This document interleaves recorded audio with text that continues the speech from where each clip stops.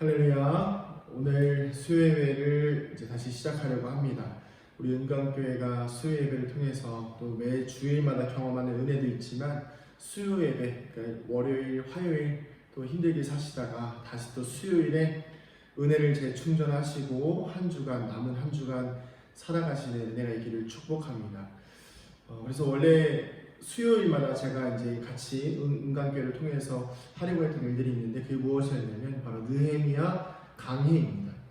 느헤미야는 굉장히 중요한 성경의 내용 중에 하나인데요. 그것이 무엇이냐면 바로 무너진 예루살렘의 성벽을 재건하는 것입니다. 그래서 오늘 같이 느헤미야 말씀 묵상하면서 그리고 이제 앞으로 쭉 느헤미야를 묵상하고 그렇게 우리의 마음의 무너진 성벽과 우리의 영혼의 무너진 성벽들을 재건한 이후에 또 우리의 은광교회가 또 우리의 영혼이 우리의 보여지는 삶의 형태들이 하나님의 은혜 앞에서 건강하게 세워져 가기를 소망합니다. 그래서 이 영상을 보시는 우리 성도님들께서는 끝까지 영상을 포기하지 말고 잘 들어주시고, 제가 새벽 예배는 그래도 한 5분 정도로 짧게 하려고 하는데 그래도 수요 예배니까 하나님 앞에 구별되는 시간을 잘 가져주시고 하나님 앞에 구별되는 자리에서, 장소에서 예배를 드려주셨으면 좋겠습니다. 네, 말씀을 보도록 하겠습니다. 느헤미야 1장입니다.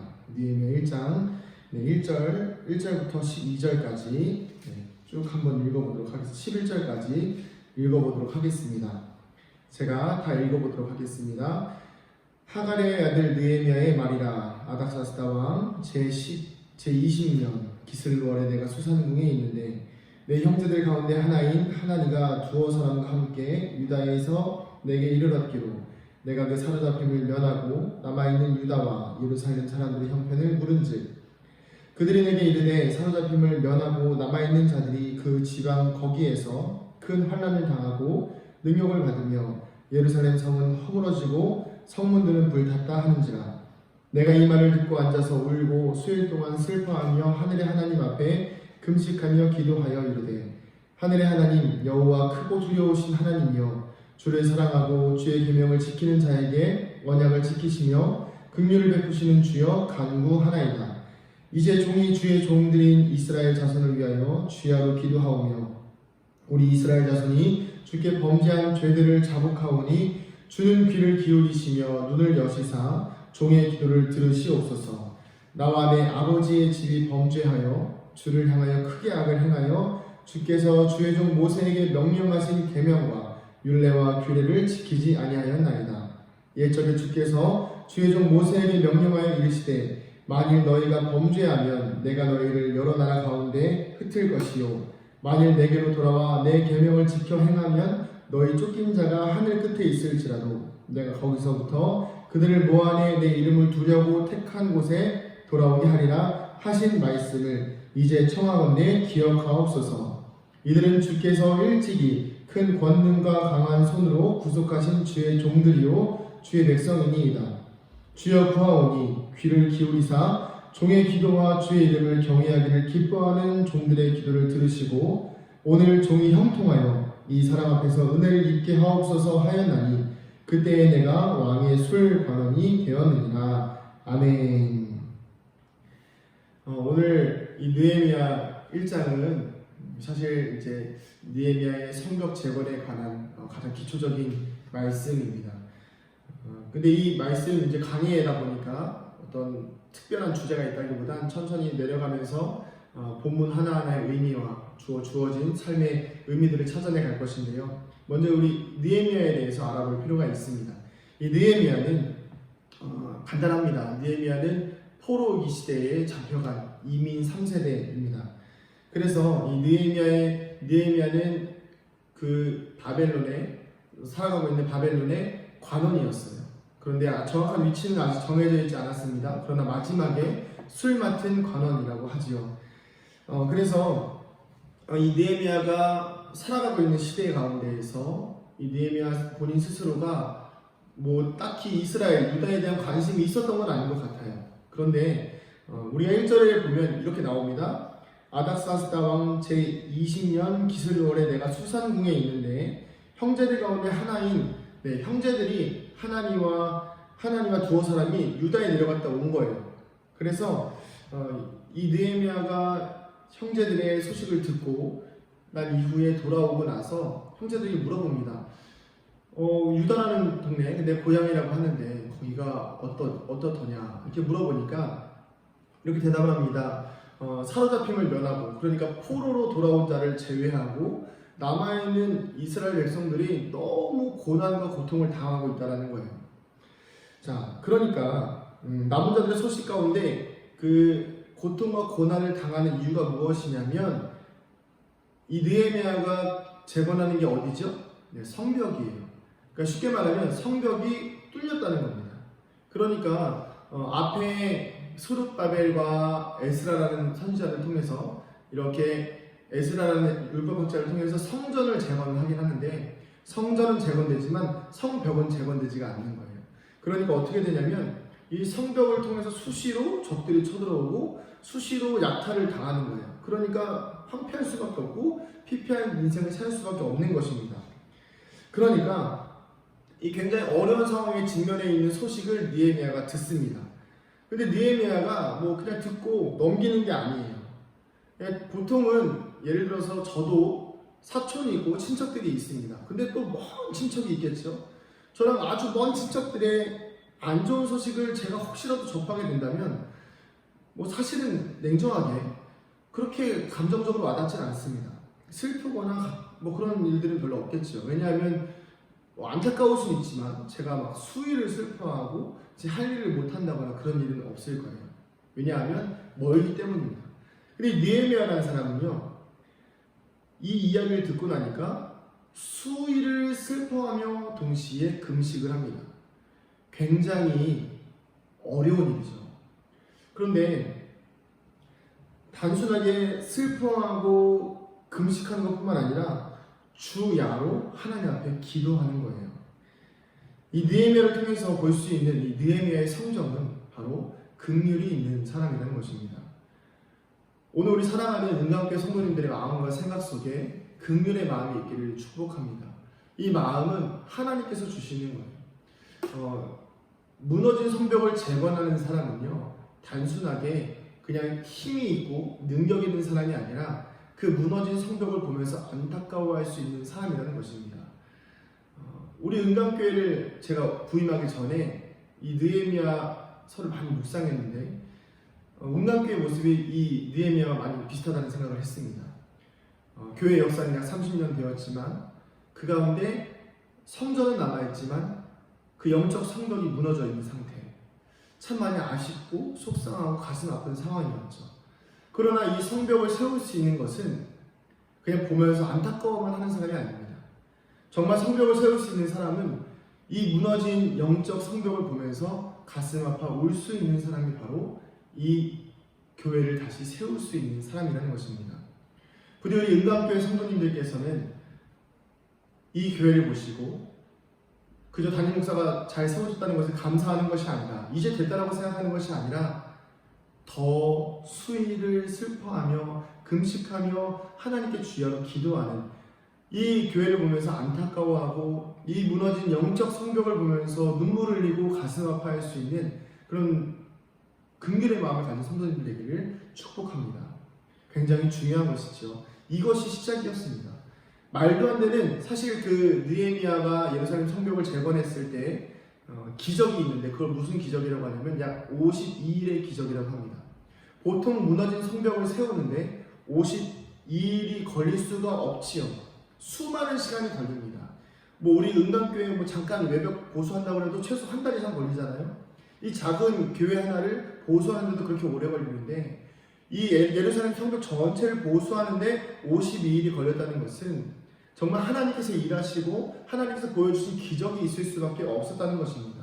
근데 그 기적의 주인공이 누구냐면 바로 이 느헤미야였다는 것이고, 그 기적의 시작이 언제냐면 바로 이 형제에게 물어본 소식을 들은 이후로 느헤미야가 가슴 아파하며 슬퍼하며 눈물을 흘리며 기도하였다는 것입니다. 오늘도 이 수예배를 드리시면서 그냥 넘어가지 않으셨으면 좋겠어요. 하시던 일상들이 많이 있으시겠죠. 이 느헤미야도 마찬가지였습니다. 그냥 일상을 지내고 있었겠죠. 아무런 문제 없이 지내고 있었을 것입니다. 그런데 그 속에서 무너졌다는 성벽의 소식을 듣는 순간 슬퍼하기 시작하고 가슴 아파하기 시작하고 애통하기 시작합니다. 우리 은강교회도 마찬가지입니다. 교회가 무너진 소식을 들으셨다면, 교회가 무너진 모습을 보이신다면 그저 안주하지 마시고 슬퍼하셔야 됩니다. 가슴 아파하시면서 눈물을 흘리며 기도하시며 하나님의 때를 구해야 됩니다. 하나님께서 세워주실 때를, 하나님께서 보내주실 때를, 하나님께서 만들어가실 그 때를 기도하며 기다려야 하는 것입니다. 우리 사랑하는 은강교회 성도님들의 마음과 또한 저의 마음속에 긍휼의 마음이 있어 이 교회를 먼저 행동으로 세우는 것이 아니라 기도로 세워가는 우리가 되기를 간절히 축복합니다. 그래서 이 느헤미야가 계속해서 기도에 나아가고 있는데 기도하면서 하는 내용들이 있습니다. 6절부터 9절의 내용인데요. 그 6절부터 9절은요, 회개입니다. 회개하는데요. 여러분, 아까도 말씀드렸지만 느헤미야는 이민 2세대, 3세대 사이예요.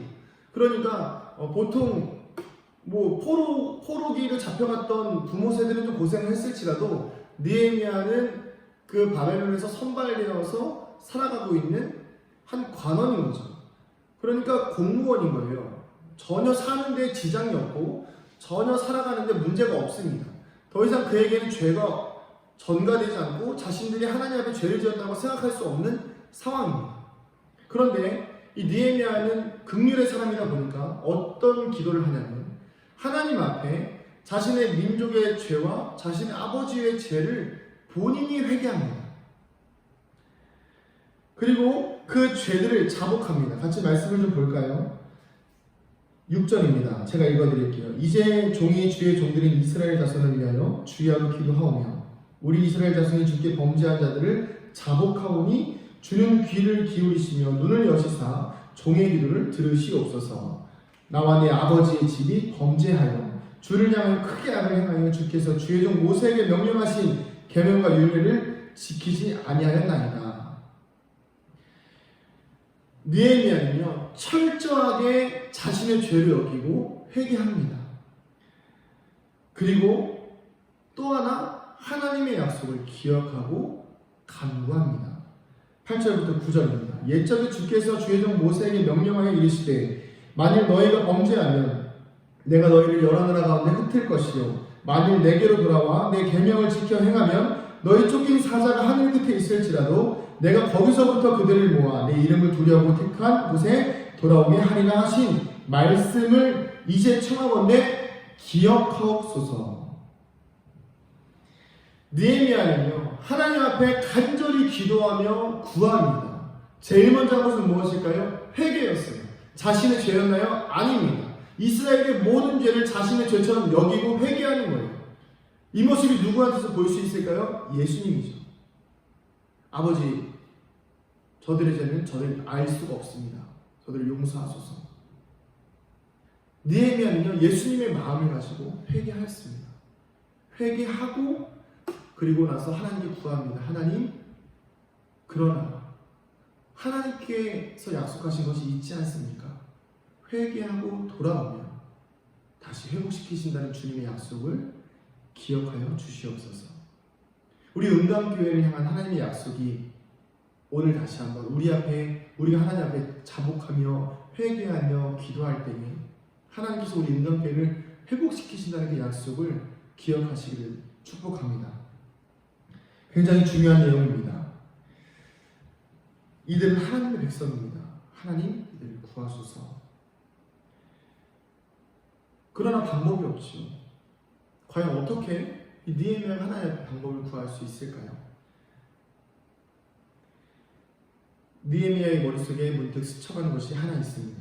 그것이 무엇이냐면 바로 자신은 관원이고 자신을 다시 그 이스라엘 백성에게 예루살렘으로 유다로 돌아갈 수 있도록 할 수 있는 권한을 가진 사람은 딱 한 명입니다. 바로 왕이지요. 느헤미야는 고위 공무원이었습니다. 그럼에도 불구하고 자신의 뜻대로 할 수 있는 것이 아무것도 없었지요.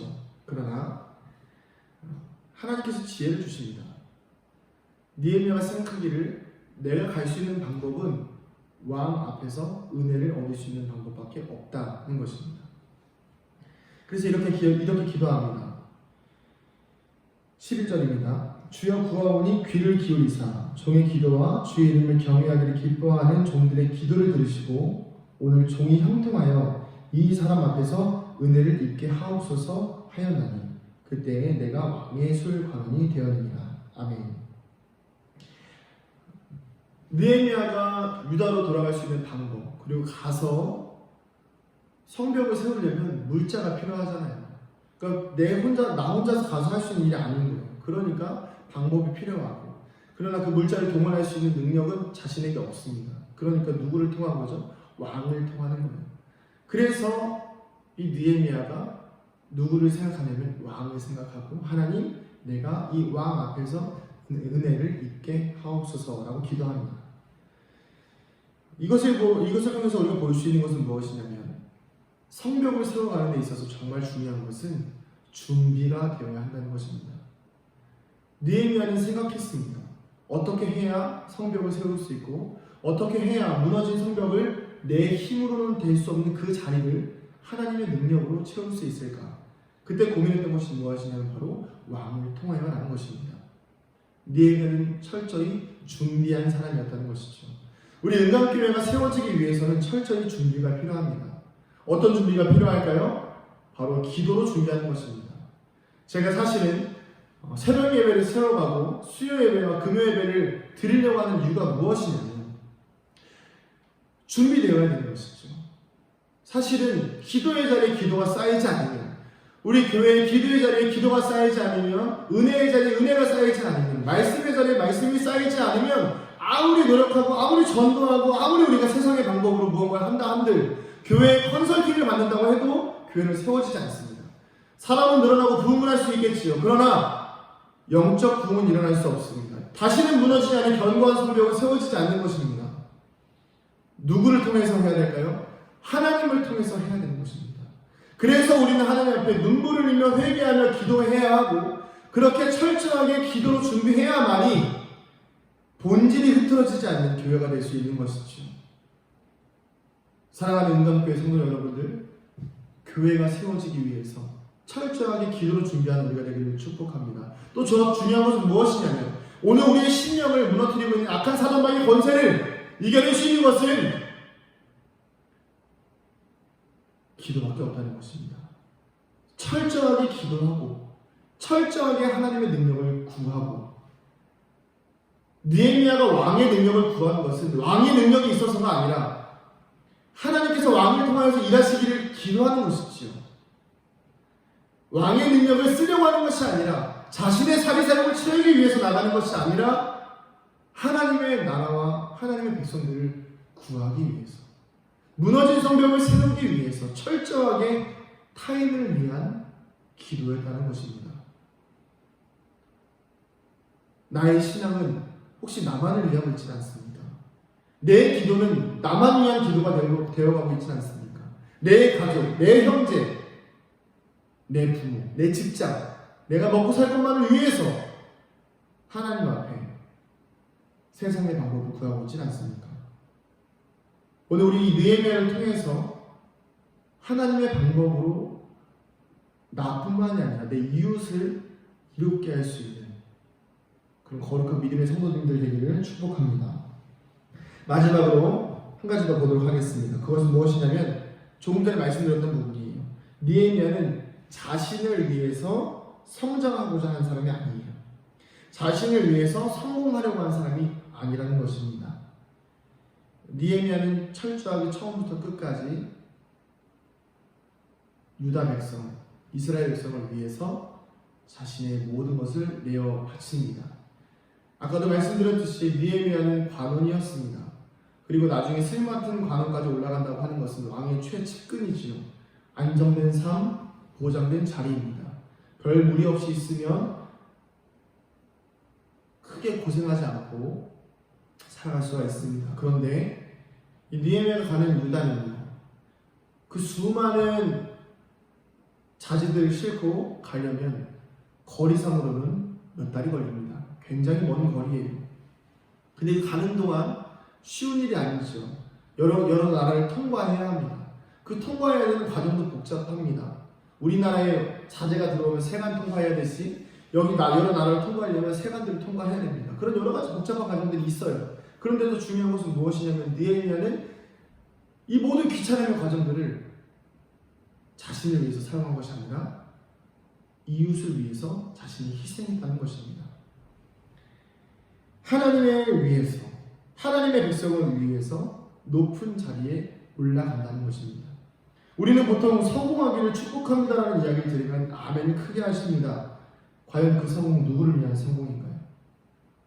복받기를 축복합니다라는 말씀을 드리면 아멘을 크게 하십니다. 정말 복받기를 원하시죠. 그러나 그 복을 누구한테 쓰기를 원하십니까? 느헤미야는 그 받은 복, 술 맡은 관원의 자리에 올라간 그 놀라운 축복을 자신을 위해서 사용하지 않습니다. 그리고 심지어 간지 얼마 되지 않아서 그 자리를 내려놓고 이스라엘을 재건하러 떠납니다. 사랑하는 은강교회 성도님들, 교회를 세우기 위해서는, 무너진 성벽, 하나님의 기적을 경험하기 위해서는 희생이 필요합니다. 그렇다고 희생을 하라고 하는 건 아닙니다. 중요한 것은 그 희생의 방향이 중요합니다. 우리가 희생해야 되는 것은 물질을 가져오라는 것이 아닙니다. 이 물질을 하나님께 바치라는 것이 아닙니다. 우리의 마음을, 내 몸이 불사가 없어지더라도 하나님의 전이 세워졌으면 좋겠다. 내 몸이 가루가 되어 없어지더라도, 이런 표현이 맞는지 모르겠지만 하나님의 영광을 위해서, 이 무너진 교회의 성벽이 세워지기 위해서 사용되어졌으면 좋겠다라는 그런 선한 마음들이 있을 때에 이 은강교회는 빛을 발할 것입니다. 저도 마찬가지입니다. 제가 제 개인적으로 다짐한 것이 있습니다. 새벽 예배와 수요 예배와 금요 예배를 드리기로 결심한 이유가 있는데, 은강교회를 오고 나서 약 한 달이 지났습니다. 한 달 동안 주요 예배만 드렸죠. 제가 영성을 유지하는 것이 쉽지 않았습니다. 제가 어느 날 그런 기도 가운데 이런 생각이 좀 들었습니다. 내가 이러려고 온 게 아닌데, 이렇게 아무것도 하지 않으려고 온 것이 아닌데, 마음은 불편했지만, 마음은 좀 어려웠지만 그냥 버티고 있었습니다. 그런데 지난주일 기도하는 가운데 하나님께서 예배가 무너지는 것에 대한 강력한 저에게 질책을 하셨습니다. 그래서 새벽 예배를 진행합니다. 그래서 수요 예배를 드립니다. 사실 이 영상은 녹화 영상입니다. 우리 성도님들이 예배를 드리실 수 있도록 녹화하고 있는 중이지만, 시간이 지나면 좀 방법이 늘어나면 실시간으로 예배 영상을 드리려고 합니다. 그리고 지금은 영상으로 예배를 드리고 있지만 지금 이제 7월이니까 8월부터는 수요 예배를 오프라인으로 드리려고 합니다. 그리고 8월부터는 새벽 예배도 오프라인으로 이 자리에 모여서 새벽 예배를 드리려고 하고요. 코로나 조심하면 됩니다. 그게 우리 인생을 좌우하지 않습니다. 예배 때문에 코로나 걸리고 이러는 거 그럴 수 있겠지만 저는 하나님 뜻이라고 생각합니다. 포기하지 않으면 됩니다. 최대한 조심해서 이 예배를 살려내야 하고, 최대한 우리의 몸과 마음과 생각을 다해서 이 교회를, 또한 하나님 주신 우리 몸된 교회를, 또한 내 삶을 하나님께 온전히 바쳐 드려야 합니다. 그래야만이 교회가 세워지고, 그래야만이 우리의 삶에 무너진 성벽이 세워집니다. 사단은 오늘도 우리를 약탈하려고 찾아옵니다. 그러기에 우리는 오늘도 눈물로 기도해야 합니다. 느헤미야와 같이 수일을 금식하며 내 삶에 무너진 영적의 연약한 부분들을 보면서 안타까워해야 하고, 내 삶에 무너진 부분들을 보면서 기도해야 하고, 내 삶에 무너진 부분들을 보면서 금식해야 합니다. 마지막으로 질문 하나 드립니다. 예배가 점점 줄어들고 주일에 한 번씩 예배 드리시니까 어떠세요? 괜찮으신가요? 솔직히 몸은 좀 편하더라고요. 저도 그렇습니다. 근데 우리의 영은 점점 죽어가고, 아무리 주일에 좋은 음식 먹는다고 해도 월요일, 화요일 지나면 영적 양식이 없어지기 시작하면 말라 비틀어집니다. 사람이 일주일에 한 번 밥 먹고 살 수 없듯이 우리의 영혼도 일주일에 한 번 밥 먹고 살 수 없습니다. 매일매일 새벽 예배를 통해서 말씀으로 살아내야 하고, 수요 예배를 통해서, 금요 예배를 통해서 충분히 우리의 영혼이 적셔져야 합니다. 그렇게 하나님 앞에 세워지고 우리의 영이 세워져야 느헤미야와 같이 기적을 일으킬 수 있는 기적의 주인공이 되지 않겠습니까? 말씀을 마치겠습니다. 오늘 느헤미야를 통해서 우리가 봤던 것처럼 우리는 긍휼이 있는 사람이 되어야 합니다. 긍휼이 있는 사람으로서 다른 이웃들의 아픔과 슬픔을 외면하는 것이 아니라 그들의 아픔을 우리의 아픔으로 이해해야만 성벽을 세울 수가 있습니다. 그것이 시작입니다. 그리고 동시에 기도해야 합니다. 기도하지 않으면 아무것도 할 수 없습니다. 기도로 준비하고 기도로 철저하게 하나님의 은혜를 구해야만 하나님께서 상황을 만들어 주십니다. 느헤미야가 왕의 술 맡은 관원이 되었듯이 그 하나님께서 기도를 들어주신 방법 또한 하나님께서 보여주실 것입니다. 철저하게 하나님 위주로 살아가고 철저하게 하나님 위주로 생각을 해야만 하나님께서 길을 열어주실 줄 믿습니다. 오늘도 사랑하는 성도님들의 삶과 인생 가운데 느헤미야와 같이 무너진 성벽을 재건하는 데 쓰임받는, 또 무너진 교회를 재건하는 데 쓰임받는, 무너진 영적 성벽을 재건하는 데 쓰임받는 거룩한 믿음의 성도님들 되시기를 간절히 축복합니다. 기도하겠습니다. 할렐루야. 사랑과 은혜가 많으신 아버지 하나님, 오늘도 사랑하는 우리 성도님들과 함께 수요 예배를 주님 앞에 올려드립니다. 하나님, 이제 수요 예배가 느헤미야 강해로 시작되어지게 되는데 하나님, 느헤미야 강해를 통하여서 하나님 우리 삶의 무너진 성벽들을 세우게 하여 주시옵소서. 특별히 우리 교회 안에 무너진 영적인 부분들을 세워주시고 먼저 예배가 세워지게 하여 주시옵소서. 우리의 기도가 살아나게 하여 주시옵소서. 우리의 말씀을 듣고 우리의 영이 살아나게 하여 주시옵소서. 하나님, 그리하여서 우리 은강교회가 하나님의 영광을 드러내기에 부족함이 없는 교회로 다시는 악한 영들이 틈타서 무너진 성벽을 통하여 약탈당하지 아니하도록 우리의 삶의 성벽을 굳건하게 세워 주시옵소서. 감사드리며 예수님의 이름으로 기도드립니다. 아멘. 이제는 우리 주 예수 그리스도의 은혜와 하나님 아버지의 무한하신 사랑하심과 성령님의 감화 감동 교통 충만하심의 은혜가 이 자리 머릿속에 사랑하는 우리 은강교회 성도들 머리 위에 이제로부터 영원토록 함께 하시기를 간절히 축원하옵나이다. 아멘.